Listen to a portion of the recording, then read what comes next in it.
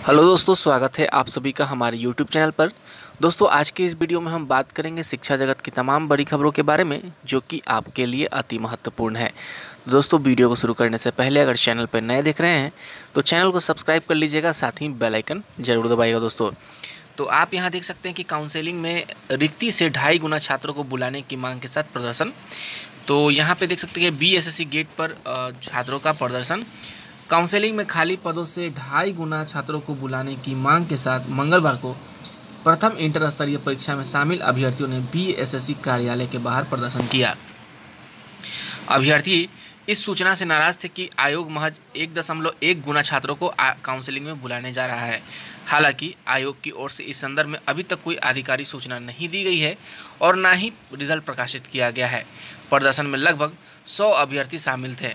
अभ्यर्थी इस बात से भी नाराज थे कि पिछले बार की मुलाकात में आयोग के अधिकारी ने 25 अगस्त तक प्रथम इंटर स्तरीय परीक्षा का रिजल्ट निकालने और रिक्ति से 2.5 गुना अभ्यर्थी को बुलाने का आश्वासन दिया था, पर दोनों को पूरा नहीं किया गया।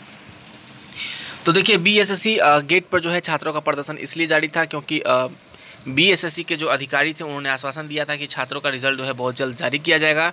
जो उनका लिस्ट है, काउंसलिंग लिस्ट, उसे जल्द से जल्द जारी करके जो है उनका काउंसलिंग कराया जाएगा। साथ ही यहाँ उन्हें आश्वासन दिया गया था कि 2.5 गुना जो अभ्यर्थी थे उन्हें भी बुलाया। लेकिन जो अब बातें निकल कर आ रही हैं 1.1 गुना छात्रों की, उससे जो है छात्र नाराज हैं, आक्रोशित हैं। उनका कहना है कि 1.1 गुना से छात्रों के बीच में जो क्या होगा कि सीटों की संख्या यहाँ पे खाली रह जाएगी। इसलिए छात्रों की मांग है कम से कम 2.5 गुना अभ्यर्थियों को बुलाया जाए। और यहाँ देख सकते हैं कि प्रथम इंटर स्तरीय परीक्षा का विज्ञापन 2014 में निकाला गया था। पहली बार PT होने के बाद प्रश्न पत्र वायरल होने से उसे रद्द करना पड़ा और इसे फिर दोबारा लिया गया। उसके बाद मुख्य परीक्षा के आयोजन और रिजल्ट देने में, उसके बाद टाइपिंग टेस्ट, फिजिकल लेने में बहुत अधिक समय लग गया।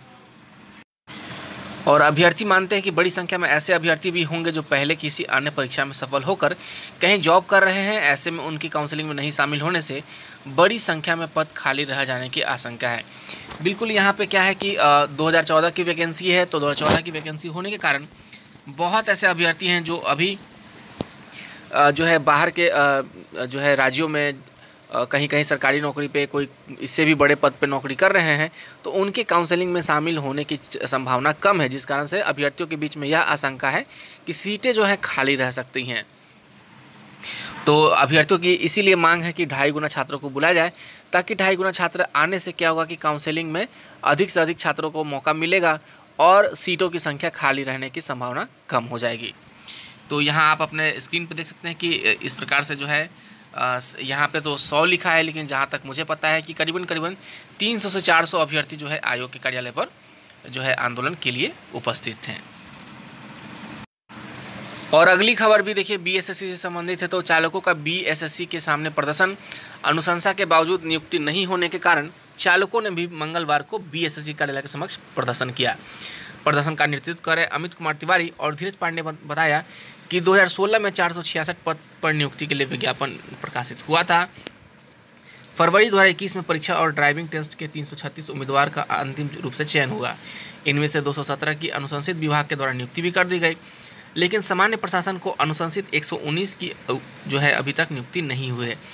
तो कल जो है बिहार SSC के गेट पर जो है 2 एग्ज़ाम के अभ्यर्थी जुटे थे, जिसमें से प्रथम इंटर स्तरीय के साथ साथ जो है चालक पद के लिए जो वैकेंसी आई थी BSSC में, उनके भी छात्र जो हैं वहाँ पे आए थे। तो देख सकते हैं कि 217 कैंडिडेट को नियुक्ति दी गई है, लेकिन 119 जो छात्र हैं उन्हें अभी तक नियुक्ति नहीं दी गई है।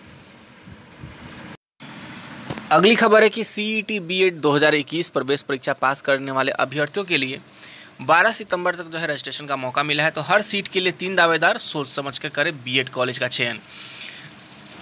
तो B.Ed नामांकन ललित नारायण मिथिला यूनिवर्सिटी के वेबसाइट पर सभी विश्वविद्यालय के सभी मान्यता प्राप्त कॉलेज की सीटों की संख्या के साथ उनकी विवरणी को दिया गया है। बुधवार को से ऑनलाइन चॉइस फिलिंग शुरू हो रही है। CET B.Ed परीक्षा में 1,36,772 अभ्यर्थियों में 1,17,786 अभ्यर्थी शामिल हुए थे। तो देख सकते हैं कि 1,17,786 अभ्यर्थी जो है एग्ज़ाम में शामिल हुए थे और 95% जो है इसमें सफल भी हुए हैं। और राज्य में जो है 340 B.Ed कॉलेज हैं और 36,800 सीटों के लिए 1,12,146 मैदान में है। यानी कि 95% पास होने के बाद 1,12,146 छात्र जो है मैदान में है और हर सीट पर जो है 3 अभ्यर्थी इस पे दावेदार हैं। तो यहाँ देख सकते हैं कि वेबसाइट पे जारी कर दी गई है 340 कॉलेजों की सूची, जिसमें से आप सबसे कम जो है सरकारी कॉलेज 7 ही हैं, 29 कॉन्स्टिट्यूएंट हैं, 304 प्राइवेट हैं, 23 अल्पसंख्यक, 8 महिला और 1 पुरुष कॉलेज शामिल है। तो देख सकते हैं दोस्तों कि 12 सितंबर तक छात्रों के पास ऑनलाइन चॉइस का जो है ऑप्शन है कि 12 तक जो है बिहार CET BA-LNMU पे जाकर वो अप्लाई कर सकते हैं। 750 रुपया जो है यहाँ 1000 रुपया जो है UR के लिए, 750 महिला EWS दिव्यांग के लिए और SC ST के लिए 500 रुपया का यहाँ पर जो है रजिस्ट्रेशन फ़ी लगेगा। आप कॉलेजों की संख्या देख सकते हैं, हर यूनिवर्सिटी की कॉलेज की संख्या बताई गई है। तो यहाँ देख भी सकते हैं कि कट ऑफ भी जो है हाई ही जाएगा। पटना विश्वविद्यालय में 84% तक जाएगा कट ऑफ।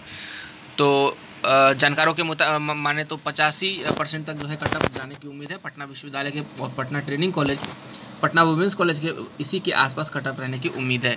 तो सबसे इसमें महत्वपूर्ण चीज़ क्या है कि जो 120 नंबर का एग्ज़ाम हुआ था, उस एग्ज़ाम में सबसे अधिक अंक लाने वाला जो छात्र था वो 105 नंबर लाया था। तो एक जानकारी के अनुसार 120 में 105 अंक के जो हैं वो टॉपर हैं। टॉप 10 में जो है 105 से लेकर 102 अंक तक के विद्यार्थी शामिल है। वहीं 101 अंक पर 200 छात्र जो है शामिल है।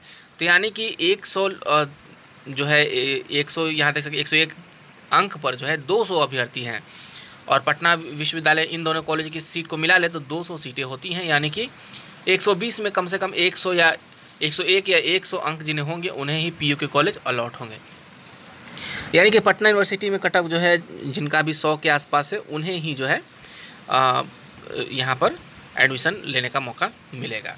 तो कट ऑफ जो है PU का जो कॉलेज बेस्ट कॉलेज होने की वजह से कट ऑफ जो है हाई यहाँ जाती है। अगली जो खबर है ये जल्द जारी होगा CTET का नोटिफिकेशन। तो CBSE central teacher eligibility test notification सितंबर के दूसरे सप्ताह में जारी कर देगा। तो CTET का जो नोटिफिकेशन है वो सितंबर 2017 में सितंबर 2000 दूसरे सप्ताह में जो बात हो रही है कि नोटिफिकेशन जारी होगी। CBSE ने कहा कि CTET 2021 दिसंबर में हो सकता है। इस बार यह टेस्ट ऑनलाइन मोड में होगा। तो देखिए अच्छी खबर है कि यहाँ पर कि सितंबर के दूसरे सप्ताह तक जो है CBSE जो है यहाँ पर नोटिफिकेशन जारी करेगा और इस बार जो एग्ज़ाम है ऑनलाइन मोड में लेने की बात कही जा रही है।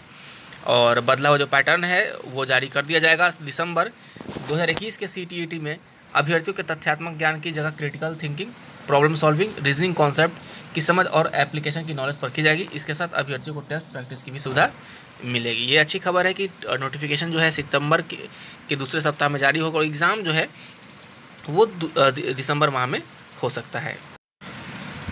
और अगली खबर है पटना यूनिवर्सिटी में स्नातक के लिए 34,580 आवेदन आए। तो पटना विश्वविद्यालय में स्नातक के लिए 34,580 आवेदन विश्वविद्यालय के पोर्टल पर मंगलवार शाम तक आ गए थे।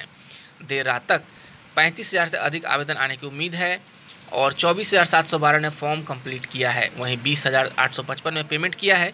पेमेंट के लिए अभी बुधवार तक का समय है। इसी सप्ताह के अंत तक नामांकन के लिए मेरिट लिस्ट जारी होने की उम्मीद है।